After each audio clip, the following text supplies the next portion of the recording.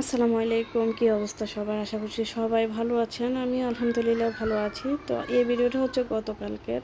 তো সকালে ঘুম থেকে উঠে হচ্ছে নাস্তা রেডি করে নাস্তা বাচ্চাদেরকে খাইয়ে আমি হচ্ছে এখানে ২ পাশে, এক পাশে ডাল, এক পাশে ভাত বসিয়ে দিয়েছি চুলার মধ্যে। তারপর এখানে হচ্ছে অয়েল পটটা রাতে ধুয়ে দিয়েছিলাম। এটা নতুন কিনে এনেছিলাম গত রাতে। তো এখন হচ্ছে হালকা একটু মুছে তারপর হচ্ছে তেল ঢেলে নেব।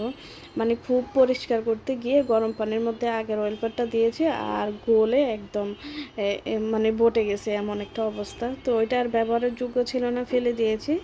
এটা নতুন কিনে নিয়ে এসেছিলাম। তো এই অয়েল ফুডগুলো ভালোই লাগে, খুব বেশি আপনার যেরকম তেল ঢালতে চাইবেন ওরকমই পড়বে, বেশি পড়ে যাবে না। তো এই হচ্ছে সকালের কাজ। আর আজকে হচ্ছে রান্না করব হচ্ছে আম্মুর ছাদ বাগানের হচ্ছে বেগুন দিয়ে আলু দিয়ে হচ্ছে রুই মাছ রান্না করব।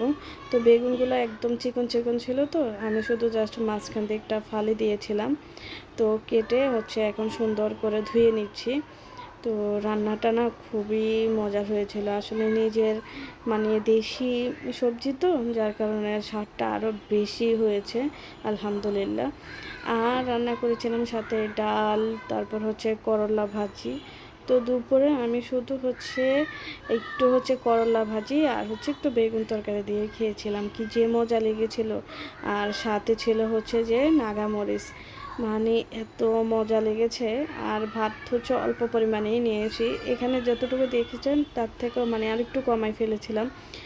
আমি ইদানিং খুব একটা বেশি ভাত খেতে পারি না। তো যাই হোক, মোটামুটি আলহামদুলিল্লাহ দুপুরের খাবার শেষ করে তারপর হচ্ছে মেয়ের জন্য হচ্ছে একটা প্রশ্ন রেডি করেছিলাম। আর এখন যেটা শেয়ার করব এটা হচ্ছে ওই দিন বাংলা যে পরীক্ষা রেডি নিয়েছিলাম সেটারই ভিডিও ক্লিপ। মোটামুটি আলহামদুলিল্লাহ ভালোই করেছে। পড়ালেখা টোটালি করতে চায় না, টোটালি না। ও শুধু সারা দিন হচ্ছে যদি টিভি দেখতে পারে, ওর পছন্দের খাবারগুলো সামনে এনে দিতে পারি তাহলে ও হ্যাপি থাকে। পড়ালেখার কথা বললে ওর চেহারার দিকে তাকানো যায় না। তো সবাই ভালো থাকবেন, সুস্থ থাকবেন। আল্লাহ হাফেজ, আসসালামু আলাইকুম, থ্যাংক ইউ ফর ওয়াচিং।